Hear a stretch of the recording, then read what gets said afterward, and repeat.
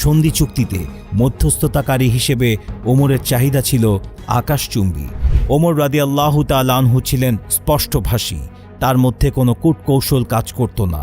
তিনি সবসময় সোজাসাপটা কথা বলতেন, যা তিনি পছন্দ করেন না তার বিরোধিতা করতে কার্পণ্য করেননি কখনো। এজন্য ইসলামের প্রাথমিক যুগে ওমর রাদিয়াল্লাহু তাআলা আনহু ইসলাম গ্রহণের পূর্বে মুসলমানদের উপর ক্ষিপ্ত ছিলেন এবং যেখানেই মুসলমানদের দেখা পেতেন সেখানেই তাদের কষ্ট দিতেন। সে সময় মুসলমানদের কাছে আবু জাহেলের চেয়েও বেশি ভয়ানক কুরাইশ নেতা ছিল ওমর। সহসা কেউই চাইতেন না ওমরের সামনে পড়তে। ওমরে ফারুক রাদিয়াল্লাহু তাআলা আনহুর মনে সর্বপ্রথম ইসলামের প্রতি নম্রতা আসে মুসলমানদের আবিসিনিয়া হিজরতের সময়ের একটি ঘটনা। ওমরের মধ্যে দেশপ্রেম, গোত্রপ্রীতি ছিল অনেক বেশি পরিমাণে। তিনি যখন দেখলেন মুসলমানরা দলবদ্ধভাবে অনেকেই নিজ মাতৃভূমি ছেড়ে আবিসিনিয়ায় পাড়ি জমাচ্ছেন, তখন তার মনে মুসলমানদের প্রতি মায়া জন্মায়। তিনি একটি দলের সামনে গিয়ে দেখেন বিশিষ্ট নারী সাহাবী এবং কুরাইশদের মধ্যে অনেক সম্মানিতা হযরত উম্মে আবদুল্লাহ বিনতে হান্তাম রাদিয়াল্লাহু তাআলা আনহুম পরিবার নিয়ে চলে যাচ্ছেন আরব ছেড়ে। তিনি নরম কণ্ঠে উম্মে আবদুল্লাহকে জিজ্ঞেস করেন, তোমরা চলে যাচ্ছ? জবাবে উম্মে আবদুল্লাহ বলেন, হ্যাঁ, আপনি আমাদের উপর জুলুম করেছেন, নির্যাতন করেছেন। আল্লাহর কসম, যতক্ষণ না আপনারা এটা বন্ধ না করবেন ততক্ষণ আমরা দেশে ফিরব না। তখন ওমর মাথা নিচু করে বললেন, আল্লাহ তোমাদের সহায় হন। এই ঘটনার পরপরই ওমরের মনে ইসলাম নিয়ে চিন্তা ভাবনা শুরু হয়, কিন্তু গোত্রের প্রতি অত্যাধিক মায়া থাকায় ওমর সিদ্ধান্ত নিতে পারছিলেন না কি করবেন তিনি। সে সময় মক্কার অন্যান্য কাফিররা মুসলমানদের উপর নির্যাতনের মাত্রা দ্বিগুণ করে দেয়। রাসূল সাল্লাল্লাহু আলাইহি সাল্লাম আল্লাহর কাছে দোয়া করতে থাকেন যেন আবু জাহেল অথবা উমর ইবনে খাত্তাবের মধ্য থেকে যে কোনো একজনকে আল্লাহ পছন্দ করে নেন তার দ্বীনের খেদমতের জন্য। মহান রাব্বুল আলামিন তার হাবিব রাসূল সাল্লাল্লাহু আলাইহি সাল্লামের দোয়া কবুল করে নেন। মক্কার কাফিররা উমরকে দায়িত্ব দিয়েছিল রাসূল সাল্লাল্লাহু আলাইহি সাল্লামকে হত্যা করার, কিন্তু তিনি জীবনে প্রথম এবং শেষবারের মতো ওয়াদা ভঙ্গ করে ইসলামের সুশীতল ছায়ায় আশ্রয় নিলেন।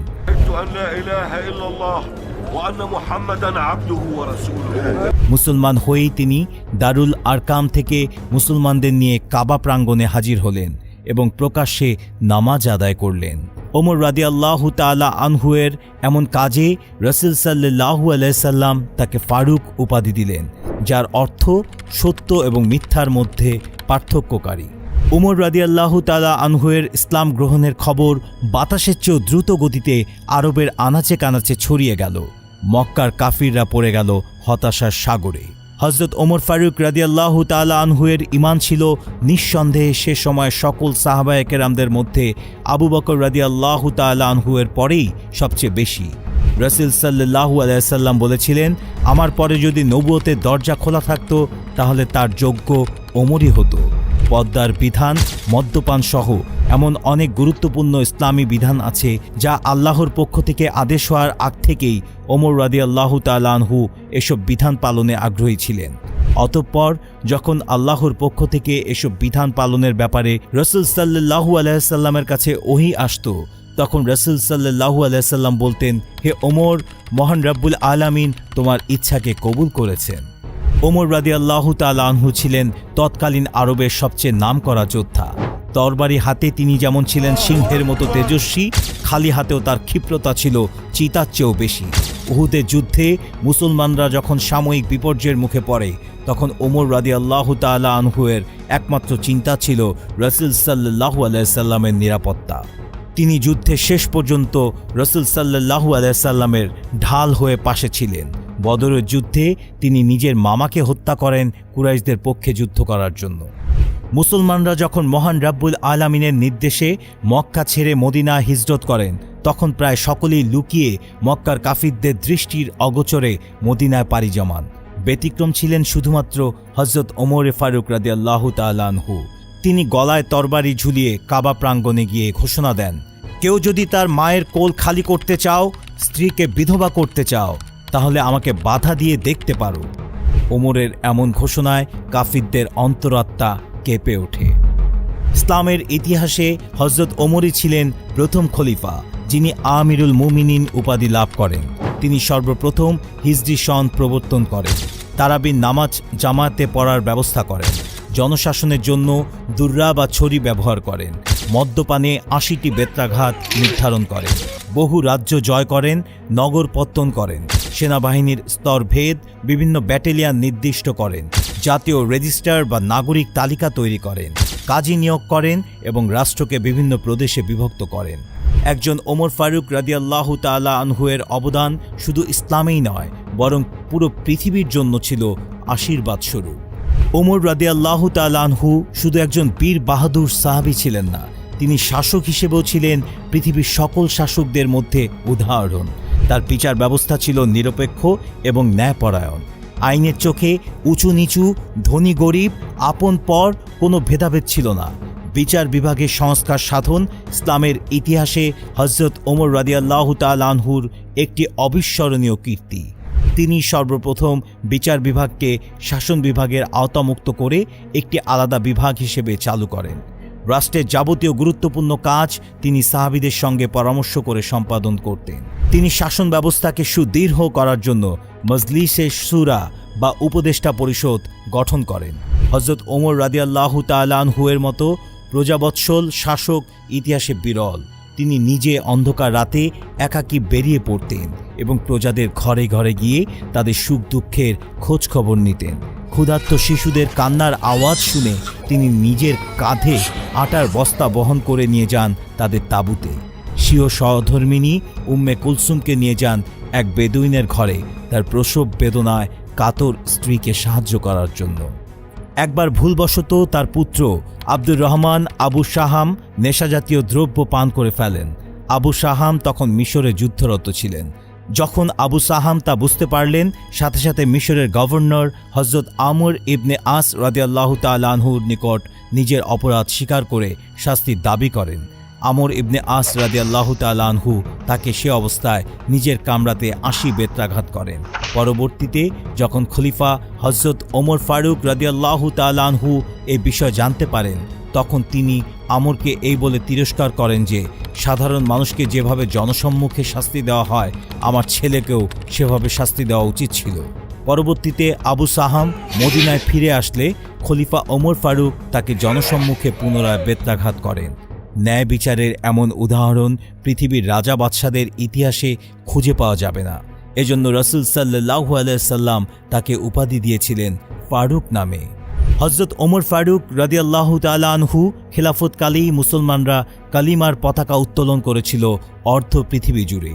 মক্কা থেকে ইসলামের যে সূর্য উদিত হয়েছিল, সে সূর্যের অস্ত হযরত ওমর ফারুক রাদিয়াল্লাহু তাআলা নিয়ে গিয়েছিলেন সমগ্র আরব ভূখণ্ড ছাড়িয়ে এশিয়া এবং ইউরোপের দ্বার প্রান্তে।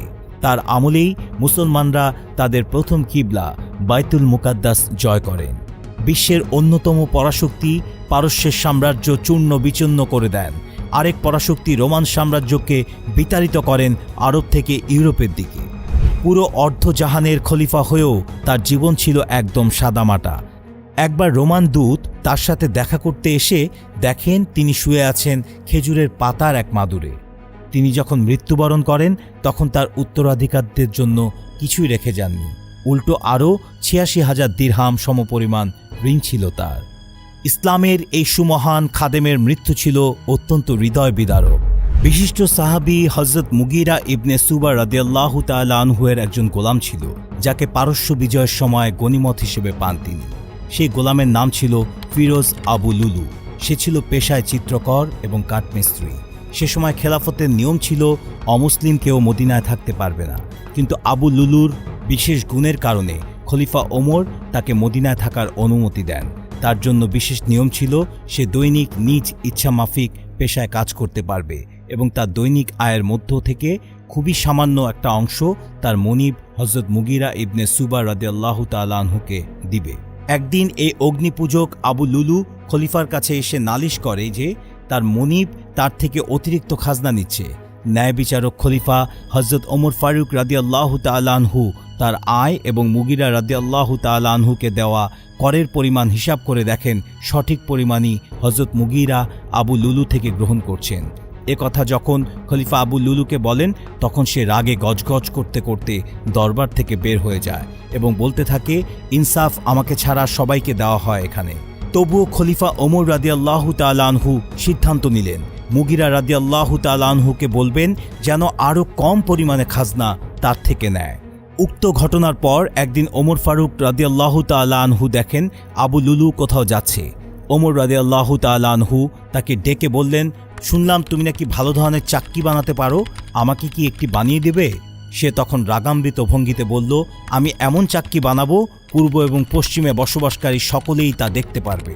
হযরত ওমর রাদিয়াল্লাহু তাআলা আনহু তার কথাবার্তায় প্রতিশোধের গন্ধ পাচ্ছিলেন। সঙ্গী সাথীদের তিনি বললেন, এই গোলাম তো আমাকে হুমকি দিয়ে গেল, তা সত্ত্বেও তিনি তাকে গ্রেফতার করেননি।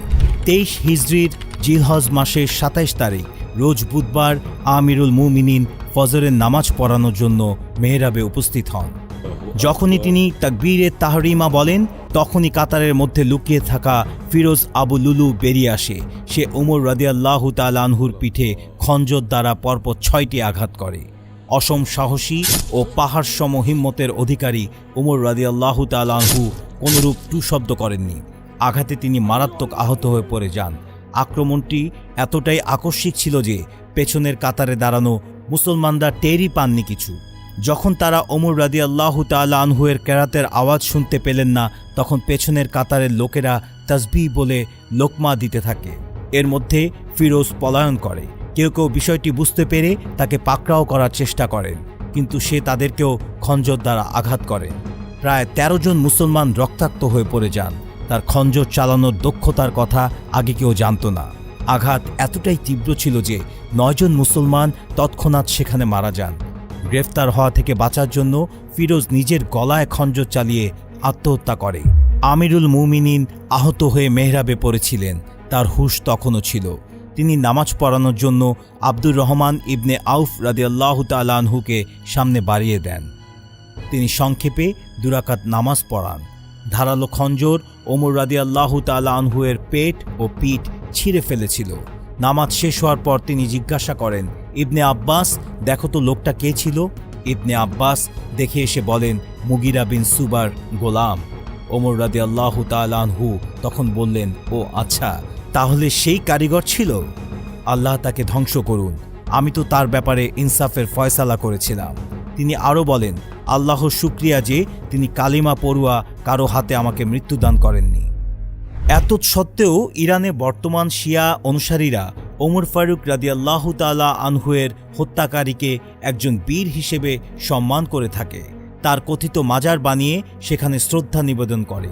অথচ এটি সর্বজন বিদিত আবু লুলু ফিরোজ একজন অগ্নি উপাসক ছিল এবং কাফির অবস্থায় মৃত্যুবরণ করেন। শিয়া মতাবলম্বীরা যে বাতিল ফিরকা, এটি তারই একটি পরিচয় বহন করে থাকে। আবু লুলু ফিরোজের মাজারকে প্রতিষ্ঠিত রেখে ইরানের শিয়া ফিরকা আজও তাদের অগ্নিপূজক সংস্কৃতিকে জারি রেখেছে। আহত অবস্থায় 3 দিন বেঁচে ছিলেন আমিরুল মুমিনিন হযরত ওমর ফারুক রাদিয়াল্লাহু তাআলা আনহু। এই 3 দিনে তিনি পরবর্তী খেলাফত ব্যবস্থা সম্পর্কে করণীয় ঠিক করে দিয়ে যান। পরবর্তী খলিফা নির্ধারণে যেন কোনো ফিতনা সৃষ্টি না হয় সেজন্য হযরত উসমান, হযরত আলী, আব্দুর রহমান ইবনে আউফ, হযরত তালহা, হযরত জুবায়ের, সাদ বিন আবি ওয়াক্কাস রাদিয়াল্লাহু তাআলা আনহুয়ের সমন্বয়ে একটি কমিটি গঠন করেন এবং সকলকে নির্দেশ দেন এই কমিটি যে সিদ্ধান্ত নেবে সেই সিদ্ধান্ত মেনে নেওয়া। অতঃপর 24 হিজরির প্রথম প্রহর অর্থাৎ পহেলা মহরমে মহান রব্বুল আলামিনের ডাকে সাড়া দিয়ে পরপারে পাড়ি জমান ইসলামের এই মহান খাদেম। মৃত্যুর আগে তিনি ইচ্ছা পোষণ করেছিলেন তার কবর যেন রাসূল সাল্লাল্লাহু আলাইহি সাল্লামের পাশেই হয়। রাসূল সাল্লাল্লাহু আলাইহি সাল্লামের এক পাশে সে সময় শায়িত ছিলেন প্রথম খলিফা হযরত আবু বকর সিদ্দিকী রাদিয়াল্লাহু তাআলা আনহু। অপর পাশের জায়গাটা মা আয়েশা রাদিয়াল্লাহু তাআলা আনহুমের নিজের জন্য বরাদ্দ রেখেছিলেন। কিন্তু যখন ওমর ফারুক রাদিয়াল্লাহু তাআলা আনহু তার কাছে আবেদন করেন তখন আয়েশা রাদিয়াল্লাহু তাআলা আনহুম তাকে বলেন, আমি জায়গাটি আমার জন্য পছন্দ রেখেছিলাম, কিন্তু আমি ওমরকে প্রাধান্য দিচ্ছি। অতঃপর রাসূল সাল্লাল্লাহু আলাইহি সাল্লামের পাশেই তার অন্যতম প্রিয় বন্ধু হযরত ওমর ফারুক রাদিয়াল্লাহু তাআলা আনহুকে সমাহিত করা হয়। আমাদের এই ভিডিওতে হয়তো ওমর ফারুক রাদিয়াল্লাহু তাআলা আনহুয়ের মতো আকাশের বিশাল নক্ষত্রের জীবন এবং আদর্শ সম্পূর্ণ তুলে ধরা সম্ভব নয়, কিন্তু আমাদের এই ক্ষুদ্র প্রচেষ্টা দেখে কেউ যদি ওমর ফারুক রাদিয়াল্লাহু তাআলা আনহুর প্রতি আগ্রহী হয়ে আরও জানার চেষ্টা চালায় এবং তাকে অনুসরণ করে, তাহলেই সার্থকতা পাবে আমাদের এই প্রচেষ্টা। মহান রাব্বুল আলামিন আমাদের সকলকেই ওমর ফারুক রাদিয়াল্লাহু তাআলা আনহুর মতো ঈমানি শক্তি দান করুন, আমিন। সিটিভি বাংলার পার্মানেন্ট মেম্বারশিপ বাছাই পর্বে আমাদের আজকের প্রশ্ন: রাসূলুল্লাহ সাল্লাল্লাহু আলাইহি ওয়াসাল্লাম হযরত ওমর রাদিয়াল্লাহু তাআলা আনহুকে কি উপাধি দিয়েছিলেন? ক শেরে খোদা, খ আসাদুল্লাহ, ঘ ফারুক, ঘ আল্লাহর তরবারি। মেম্বারশিপ বাছাই পর্বটি আমাদের সিটিভি বাংলা ফেসবুক পেজে লাইভ সম্প্রচার করা হবে। এছাড়াও সঠিক উত্তরটি রিপ্লাইয়ে সিটিভি বাংলার মেম্বারশিপ বার্তা পৌঁছে দেওয়া হবে ইনশাআল্লাহ।